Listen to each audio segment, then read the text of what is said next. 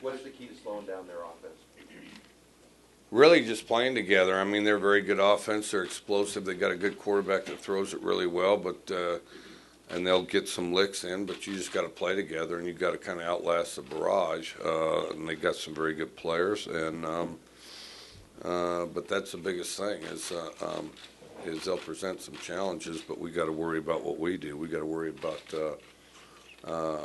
all our guys doing their job. Dating back to the summer, you spoke a lot about how close this team is and kind of uniquely close, and then for them to go out and win 8 games. Have you enjoyed this season or coaching this team more than usual? I was really proud of our guys because I felt like we got better every week, and I felt like we steadily improved each week. So I was proud of that. And you know, we're a young group, so you always grow a lot when you're a young group. But yeah, and then of course, you know, if there wasn't any seconds or minutes off in our games, I mean, you know, you had to it'd come down to the last second, last play a lot. So that was exciting. I think there's times that was maybe a little more exciting for you than it was for me, but you know, but yeah, you had to plug away for the whole time. Mike, have you guys seen Mike Price at all? Has he been around the team since you got Yeah, met us at the plane. Fantastic guy, and still in El Paso. Probably has a you know, a palace where he can, you know, rules the town with an iron fist, I suspect. But be exciting to go see him up there. He's been in and out though of the events, and I've known him for years, so I mean, always glad to see him. You guys didn't actually come out the way you had hoped in the Apple Cup. Whether it's energy, effort, that sort of thing, how much is that something you're able to gauge, like leading up to it, and maybe kind of work with going into the game? Just in terms of energy and effort going into a game, probably not what you wanted with the Apple Cup. How much is that something you can kind of gauge from your guys leading into a game like this? Oh, we've had good practices. I always gauge it by practice. We've had good practices, and so I've been excited about that. Our guys have, you know, just been excited to play football. Joe Dahl's got a lot of attention on the offensive line, but some other guys like Riley Sorensen and Eduardo Middleton, they got a little postseason recognition. How have you seen them develop this year? I think they've improved. You know, I mean, they're sophomores, if I recall correctly, and you know, and I think they've gotten steadily better. Both played early, you know, out of necessity, and then I think Joe's been a good example for them. You know, just a guy that they can draw from as far as how to improve and that type of thing. It's been your 11th bowl game now as a head coach. Have you pinpointed anything as far as preparation goes and putting the distractions aside, or any kind of common thread as something that makes you a successful coach and what can be a successful team in a postseason game like this?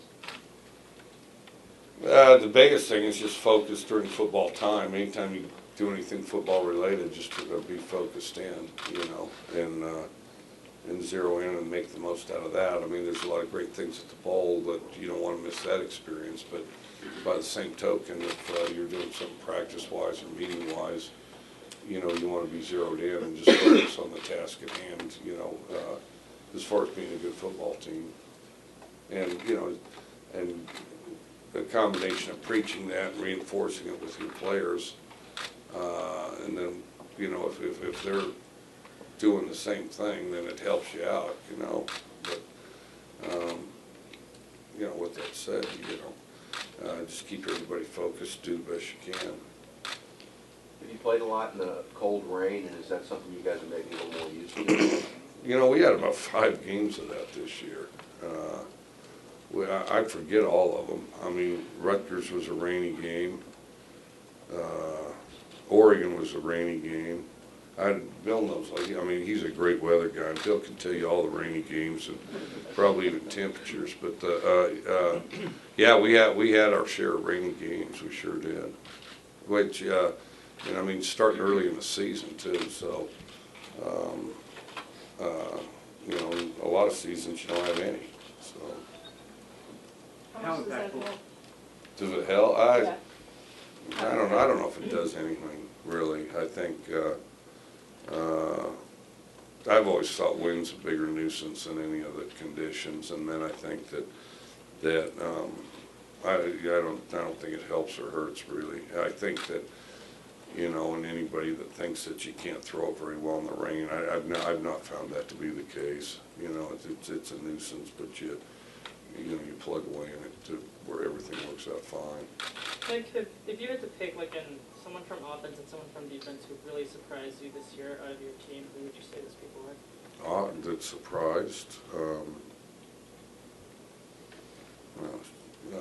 Offense and defense.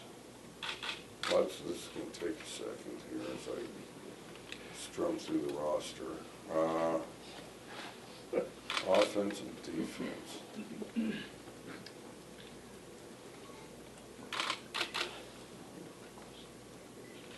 Well, I think Kyle Sweet's emergence as a player on offense, you know, as a true freshman, doing some good things there, and you know, he kind of has a presence like he expects to be there. And then on defense, Darian Moulton, you know, just the day he got there. I mean, he looks like he's 14, and then he goes out there and the first time he hit the field, you know, made plays, and then was in the starting lineup right off the bat.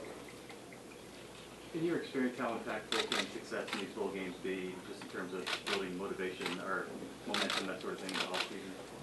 Well, I think like all games are important. I mean, every game's important, and you know, you want to make the most of that experience, and you also want to improve. One more question? Coach, UM has faced a lot of adversity this season. They had their worst loss in history, the coach was fired, a player's mother died, but they've won the last 4 or 5 games.